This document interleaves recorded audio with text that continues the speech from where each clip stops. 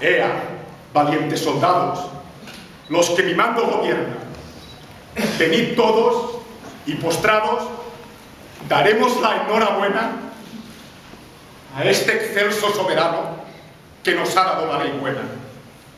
Y después, todos conmigo, cantadlo con voces tiernas. ¡Viva San Blas y María, Jesús y su Santa Iglesia! ¡Viva!